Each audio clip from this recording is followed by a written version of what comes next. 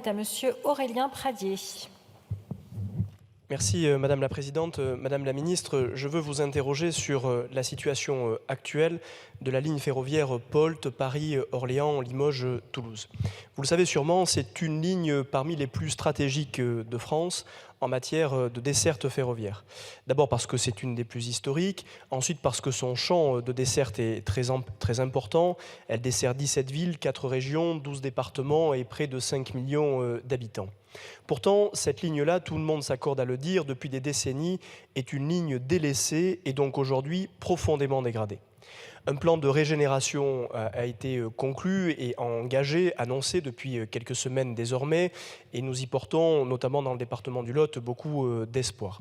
Je veux dire à ce stade-là qu'il ne faut pas mettre en concurrence l'avenir de la ligne à grande vitesse qui desservira une partie de la région Occitanie et le nécessaire réinvestissement dans la ligne POLT qui ne peut pas être abandonnée au profit de quelque autre desserte qu'il soit. Sauf que, en attendant cette régénération, la ligne est considérablement dégradée. Aujourd'hui, son état est absolument lamentable. Sous prétexte de travaux, les annulations sont constantes. Les retards sont absolument ou quasi quotidiens. Le prétexte du givre, des végétaux, des traversées d'animaux est souvent l'occasion d'annulations de trains. Je n'arrive pas à concevoir qu'en 2024, nous ne soyons pas capables de faire circuler des trains et nous soyons obligés de les annuler pour des raisons de givre ou de végétaux. Les locomotives sont hors d'âge et nous voyons bien que petit à petit, cette desserte-là est en train d'être délaissée par les pouvoirs publics. Il ne peut pas être question, en attendant une régénération, d'abandonner la qualité de cette ligne-là et c'est un combat sur lequel nous ne céderons pas. Pour deux raisons.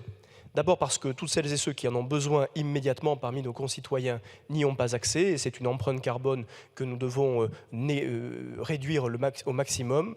Ensuite parce que toutes les habitudes que nous prenons en n'utilisant plus cette ligne sont des habitudes que nous ne retrouverons pas lorsque la ligne serait de meilleure qualité.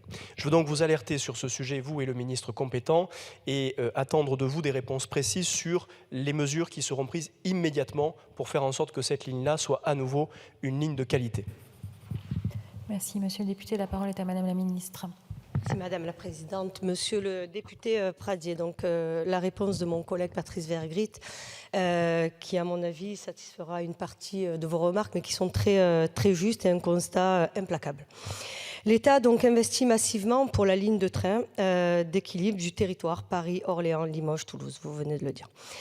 Entre 2018 et 2026, ce sont 2,3 milliards investis pour la régénération des voies, la modernisation de l'infrastructure, l'achat des rames neuves.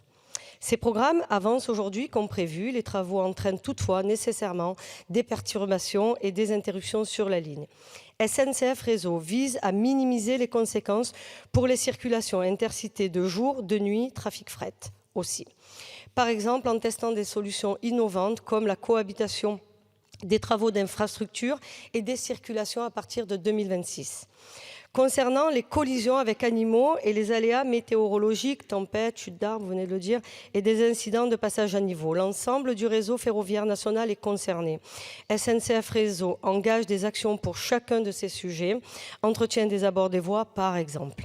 Concernant les locomotives vieillissantes dont vous parliez, l'État a demandé à SNCF Intercités, en attendant l'arrivée des nouvelles rames, une amélioration rapide de la fiabilité du parc ainsi que des locomotives supplémentaires à travers la location d'engins fret ou TER disponibles. Concernant l'impact du givre, la circulation avant le premier train commercial matinal de train dégivreur a permis de réduire de moitié les incidents sur la ligne. Ce n'est pas négligeable.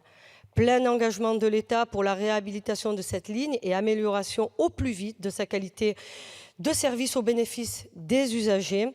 L'État et la SNCF rendent compte tous les trimestres de l'ensemble des engagements dans un groupe de travail auquel sont invités tous les élus, et je dis bien tous les élus. Je vous remercie. Merci, Monsieur le député. Merci Madame la Ministre pour ces éléments de réponse. Je veux vous donner deux exemples complémentaires. Le train, aujourd'hui, une partie des trains, notamment les trains de nuit, s'arrêtent à Brive et ne vont pas au-delà. Les travaux sont devenus des prétextes. Et je le dis comme je le pense, ce n'est pas de la responsabilité de l'État, mais de celle de la SNCF. Il y a une pression constante à mettre sur la SNCF. Il n'est pas possible aujourd'hui que l'on ne soit pas capable de gérer dans notre pays des traversées de gibier, du givre et des arbres qui tomberaient sur le bord des voies. pendant des décennies, on a su gérer ce problème-là. Si la SNCF n'est pas capable de le faire aujourd'hui, c'est à se désespérer du niveau d'investissement et de capacité. Je n'y crois pas une seule seconde. Il est donc absolument essentiel que la pression, vous la mainteniez côté gouvernement, que nous la maintenions côté élu. Parce que tout ce que nous perdons comme qualité de service aujourd'hui, nous ne le rattraperons pas demain. Ces sujets-là sont des sujets du quotidien. On ne peut pas amener la bataille contre le réchauffement climatique quand nous sommes ici à l'Assemblée nationale si nos concitoyens n'ont pas accès à ces services-là au quotidien. Et puis, il y a un enjeu d'aménagement du territoire qui a fait la force de notre nation durant de longues décennies et que nous avons oublié. Les bassins d'emploi ne sont pas à proximité du lieu de vie. Il faut pouvoir circuler, pouvoir voyager, pouvoir aller faire ses études, notamment à l'extérieur du bassin lotois que je connais bien. Bref, tout cela est essentiel et je compte sur votre mobilisation et celle des élus pour ne pas céder et continuer à maintenir la pression, ce qui est sûrement la meilleure manière de faire. Merci, monsieur le député. La parole est à monsieur Yannick